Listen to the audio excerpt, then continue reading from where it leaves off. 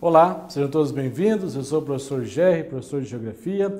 Vamos trabalhar então hoje a Geografia do Brasil, começando pelo seu aspecto populacional. Vamos falar então da população brasileira, o seu crescimento ao longo de toda a nossa história enquanto nação. Vamos lá então? Então nós sabemos que o Brasil, em termos da sua população, em função do seu desenvolvimento histórico, pode ser considerado um país multiétnico, né? Pergunta bem simples, que cara tem o brasileiro? Isso mesmo, cara de tudo ou cara de nada, né? Nós somos uma mistureba de várias etnias, né? De várias nacionalidades. Nós somos um pedacinho do europeu, né? Nós somos um pedacinho do africano, nós somos um pedacinho do asiático, nós somos um pedacinho do americano, né? Então tudo isso vai formar esse caldeirão étnico que é a nação brasileira. Por isso que o Brasil é um país multiétnico, né? E ao longo de 5 séculos, nossa história começa então no século XVI, a partir de 1500, com o descobrimento do Brasil, né? Ao longo de 5 séculos, constituída essa população por 3 principais grupos étnicos, não é? Principais grupos étnicos. Quem seriam, portanto, esses grupos étnicos na formação do povo brasileiro? Então nós temos aquele que aqui já estava, não é? Muito bem, o aborígene, o original daqui, o indígena, não é? O indígena, em suas várias tribos indígenas, né? Muito bem. Nós temos também o branco. Professor, que branco é esse? O branco europeu. O branco europeu. Aí nós temos os portugueses, nossos colonizadores, depois nós temos italianos, alemães, né? Nós temos, portanto, os espanhóis, que vão formar o povo brasileiro. E nós temos também os negros. Negros oriundos da onde? Da África. Os negros africanos. Por isso, essa nação multiétnica, né? Essas, portanto, várias etnias. Então, nós temos os indígenas, nós temos os brancos e nós temos, portanto, os negros na formação do povo brasileiro. Lembrando, hein? Grupos étnicos, né, vão ser formados a partir de quem? A partir de uma ordem geográfica e de traços culturais comuns. Não se trata aqui de raça, porque biologicamente falando não existe uma sub-raça humana. Todos nós, todos, sem exceção, somos da mesma raça, da raça humana. Então nós estamos falando aqui de raça, estamos falando de etnia. E a etnia se dá pela diferença de ordem geográfica e de traços culturais comuns, né? Muito bem. Nós sabemos também que o Brasil sofreu uma grande, não é? A miscigenação. A miscigenação. O que você entende por miscigenação? Miscigenação quer dizer o cruzamento, ó. Cruzamento entre grupos étnicos, não é? Então, o cruzamento entre grupos étnicos vai formar uma miscigenação. Então, a miscigenação foi intensa na formação da população nacional. Então, nós vamos acompanhar agora como deve ser a nossa matriz étnica, não é?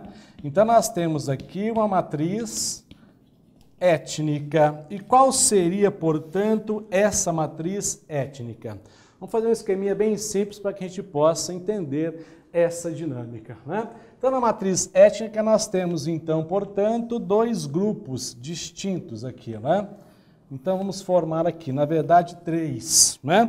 Então, nós vamos começar aqui, ó, com o branco, com o negro e com o índio, que é a base, portanto, étnica do território nacional, né?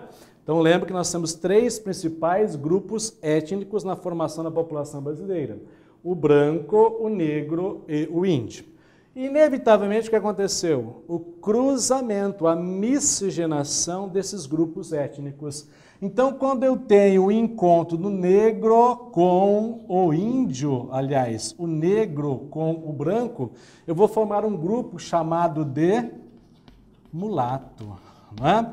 O mulato, então, é o cruzamento entre o branco e o negro. Eu tenho também, não é, o encontro do branco com o índio. O encontro do branco com o índio vai formar, portanto, um outro, não é?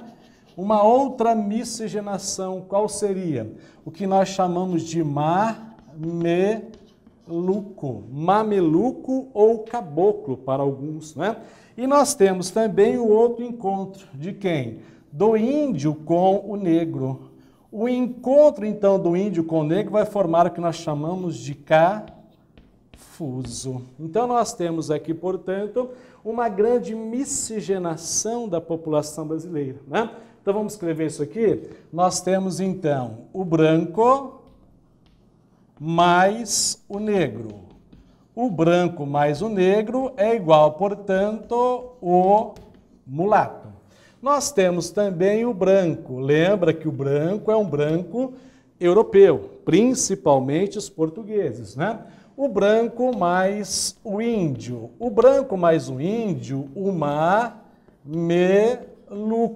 Também pode ser chamado de caboclo, né? E nós temos o encontro aqui, ó, do índio, aquele que aqui já estava, já habitava o que seria, portanto, a terra Brasil, o índio mais o negro. Lembrando que o negro africano, o negro escravizado, não é o negro escravo, porque não é condição natural do negro ser escravo, ele foi escravizado em seu território. O índio com o negro na formação do cafuso. Então, nós temos aqui, portanto, um país bastante miscigenado, né? Por isso, de novo, a pergunta, né? Que cara tem o brasileiro? Ou cara de tudo ou cara de nada. É um pouquinho, portanto, da Europa, é um pouquinho, portanto, da África, um pouquinho também da América e, por último, da Ásia, através, portanto, dos amarelos, né? Que aqui também vieram para consolidar o território nacional. Bom, nós já sabemos que o Brasil, então, é um país multiétnico, não é multirracial, porque não existe raças diferentes, etnias diferentes, né? Vamos trabalhar, então, agora o crescimento da população brasileira. Ó, o crescimento populacional, Como é que a população do Brasil chegou, portanto, a mais de 200 milhões de habitantes? A mais de 200 milhões de habitantes, né? Lembra que o primeiro censo demográfico do Brasil foi feito em 1872. Nós contamos naquela época apenas 9 milhões de habitantes. Claro que era apenas uma estimativa, não era um dado real, né? Mas já somos uma nação de 200 milhões de habitantes. Significa dizer que o Brasil é um país bastante populoso, né? Muito bem. É o 5º mais populoso do mundo, com uma grande população absoluta. Nós temos que recordar de alguns fatos importantes quando nós falamos de crescimento populacional. Crescimento populacional de uma nação, não é do planeta, é de um país. Então nós temos que levar em consideração um cara chamado de CD. Professor, quem que é o CD? CD é crescimento demográfico. E como que se dá o crescimento demográfico? Você pega, então, a taxa de natalidade menos a taxa de mortalidade. Lembra que a taxa de natalidade menos a taxa de mortalidade é um cara que nós chamamos, então, do que mesmo? De CV. CV quer dizer crescimento vegetativo, ou crescimento natural e vegetativo. É a diferença entre aquele que nasceu e aquele que morreu. Mais quem, professor? Mais a imigração menos a emigração. Lembra que imigrar é entrar, emigrar é sair. Então eu preciso fazer uma conta daquele que entrou e daquele que saiu. Lembrando que esse cara aqui, ó, a imigração menos a emigração, é o que nós chamamos de CH, crescimento horizontal. Se esse é um crescimento vertical, esse é um crescimento horizontal, ou também chamado de crescimento vegetativo. Então calcule, ó, num país onde nasceu mais do que morreu, entrou mais do que saiu, a população cresce. Numa nação onde morreu mais do que nasceu, saiu mais do que entrou, a população cresce negativamente. Então vamos imaginar, para o território nacional, para o crescimento da população brasileira, quem é que pesa mais? Quem é o dado a ser mais considerado? Não é o CH, tá, gente? É o CV. Então, o CV é o cara mais importante, ó. CV é a diferença entre a taxa de natalidade e a taxa de mortalidade. É o fator mais importante para o aumento da população brasileira. Por que, professor, que o CV é o mais importante para a população brasileira? Porque lembrando que o CH, que é a imigração, a emigração, que nós chamamos de saldo migratório, ela foi importante. Então nós colocamos aqui, ó, fator importante entre 1800 a 1840, né? Ou melhor, desculpe, 1940. Foi esse período, portanto, da chegada de imigrantes no Brasil. Mas lembrando bem, o Brasil recebeu 4 milhões de imigrantes. Dos 4 milhões, 2 milhões não gostaram do que viram, foram embora. Porque lembrando que em 1850 o Brasil passa a ter uma lei de terras. E a lei de terra obriga a aquisição de terras pela compra, não mais pela doação. Então quem estava aqui deveria que comprar a terra, não receberia através de doação. Ao contrário, o que acontece nos Estados Unidos 10 anos depois, em 1860? A marcha para o oeste, doação de terras. Os americanos receberam 40 milhões de imigrantes, o Brasil recebeu 4. De 4, 2 foram embora, tá? Então, o mais importante para o crescimento da população brasileira é a diferença entre a taxa de natalidade e a taxa de mortalidade. Vamos acompanhar um pouquinho, então?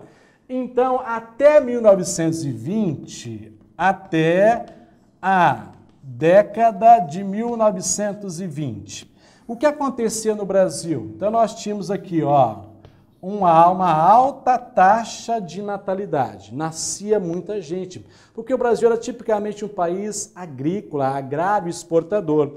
Mas nós sabemos que as condições de vida também não eram muito adequadas, né? Então nós tínhamos também quem?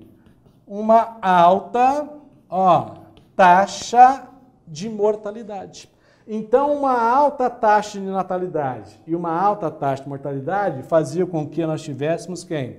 Um pequeno ritmo de crescimento. Então, nós temos aqui, portanto, um menor CV.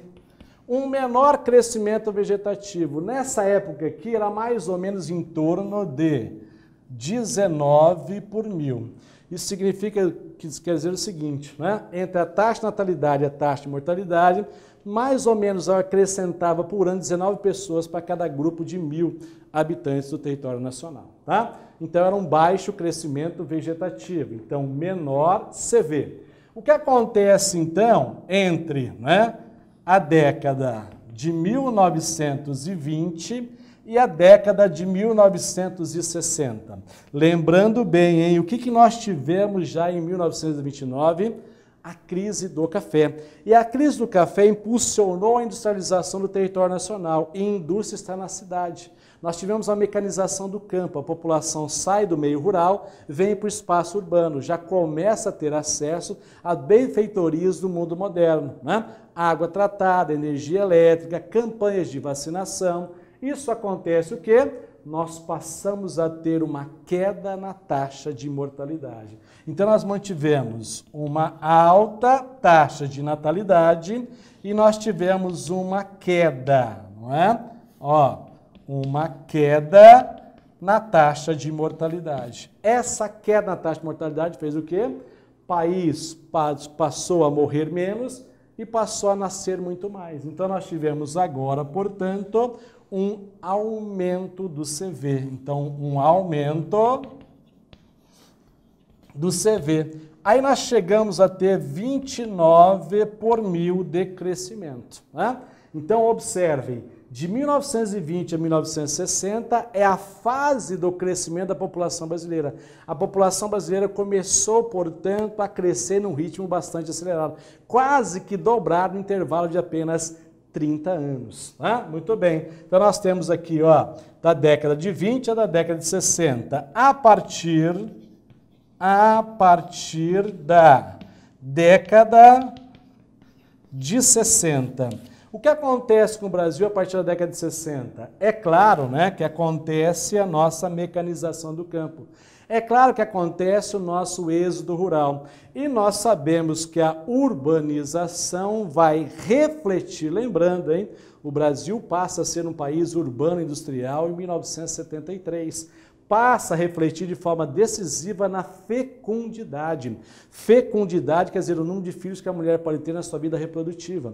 Então ela passa a ter casamentos mais tardios, a mulher passa a inserir agora definitivamente no mercado de trabalho, o custo de vida na cidade é muito mais elevado, então há uma queda na taxa de natalidade.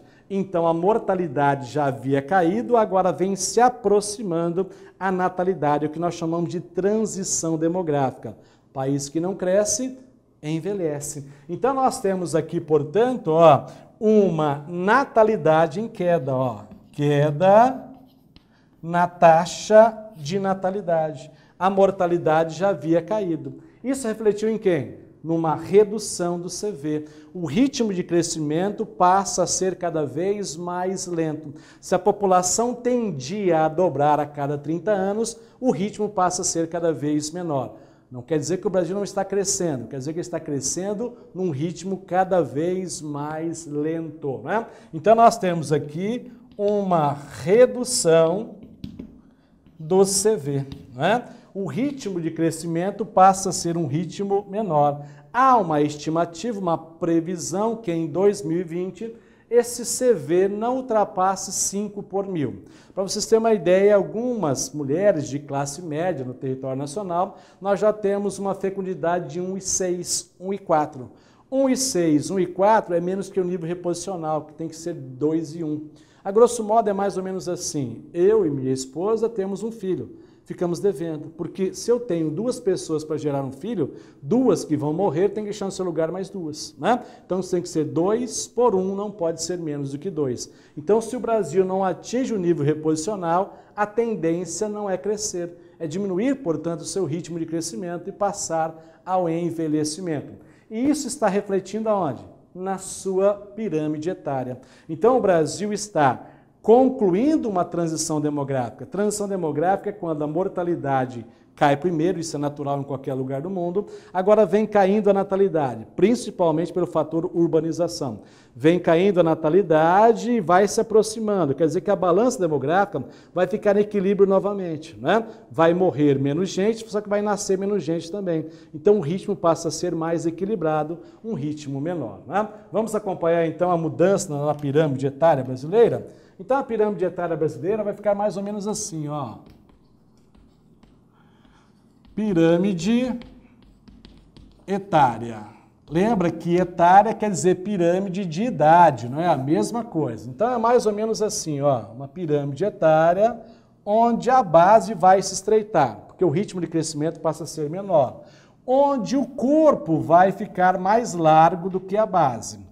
Isso indica que a população brasileira deixou de ser uma população de jovens para se tornar uma população de adultos, né? Aí ela passa ao encurtamento novamente até chegar, portanto, a seu topo, né? Então observe, o corpo é mais largo do que a base. Só que a base ainda é mais larga do que o seu topo. Tipicamente uma pirâmide etária de um país emergente. Se fosse um país subdesenvolvido, a base seria mais larga do que o corpo e a base seria muito mais larga do que o topo. Se fosse um país desenvolvido, a base seria mais estreita do que o topo, porque nos países desenvolvidos eu tenho mais adultos e idosos do que jovens, né? Muito bem. Então nós temos aqui, nesse pedaço dessa pirâmide, nós temos então os jovens, né? Os jovens significa dizer, portanto, que é aquele cara que está entre 0 e 19 anos. Lembra que esse é um dado reconhecido pela ONU, né? Que significa 33% da população nacional. Então, 33% da população nacional está nesse grupo aqui, ó. Aí nós temos aqui, ó, o grupo dos adultos. Adulto significa gente de 20 a 59 anos. 20 a 59 anos, que corresponde a 56% do território nacional. Isso quer dizer que o Brasil é um país de adultos, é um país maduro, né? E nós temos aqui, portanto, o ápice, o topo dessa pirâmide. O topo nós temos os idosos, velhos ou senil, tanto faz, né? Que é, portanto, de 60 ou mais, né? 60 anos ou mais, que corresponde a 11% do território nacional. Então, o Brasil hoje tem mais adultos do que jovens, tem mais adultos do que idosos. Significa dizer o quê? Que o Brasil está vivendo uma fase importante. Qual é a fase importante que o Brasil está vivendo? A fase do bônus. Bônus demográfico.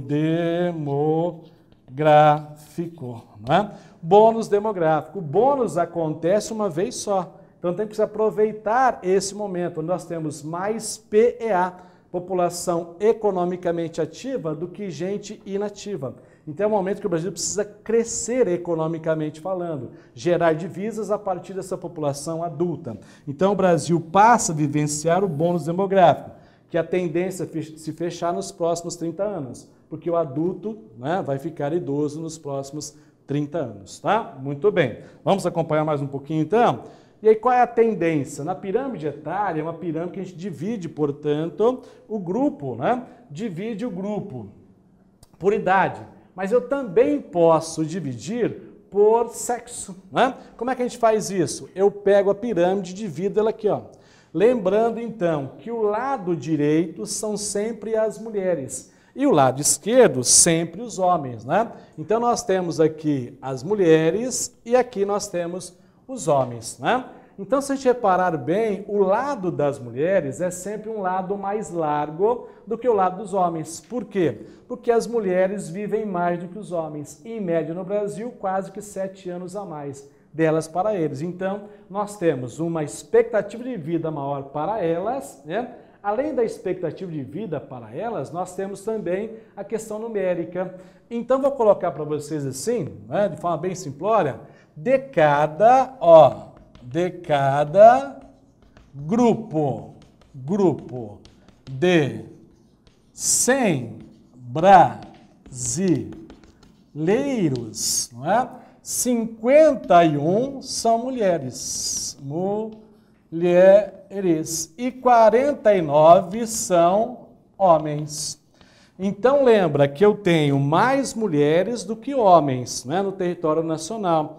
É claro, em alguns lugares há um equilíbrio maior, outros um equilíbrio menor, né? Mas na média eu tenho mais mulheres do que homens e as mulheres vivem mais do que os homens também, né? Então as mulheres hoje são assim, formam um grupo decisivo em termos econômicos, decisivos inclusive em termos políticos, porque nós temos mais eleitoras do que eleitores. Haja vista que nessa eleição, né, nós teremos um acréscimo maior de eleitores, porque a população é mais adulta do que jovem, né?